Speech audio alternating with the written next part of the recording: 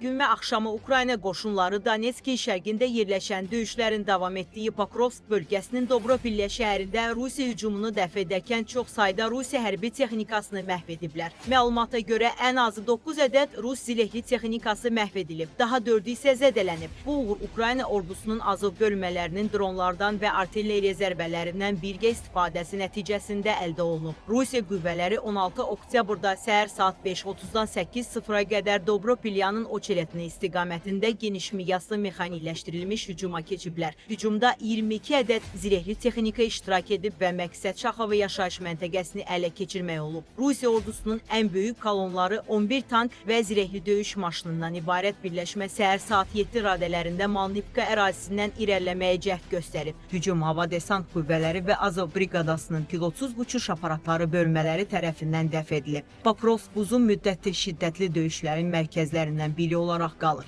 Ukrayna qüvvələri bu strateji cəhətdən vacib şəhərdə Rus ordusunun irəliləyişini yavaşlatmağa çalışır. Şəhər əsas təchizat mərkəzi sayılır və burada Şərqi Donetskin mühüm şəhərlərini birləşdirən bir neçə magistral yol və böyük dəmir yolu xətti kəsişir. Ukrayna Silahlı Qüvvələrinin baş qərargahı bugün açıqlayıb ki, Dobropillə əməliyyatı zamanı Ukrayna ordusu 182,8 kvadrat kilometr ərazini azad edib və 230,1 kvadrat kilometr sahəni Rusiya diversiya və kəşfiyyat qruplarından təmizləyib.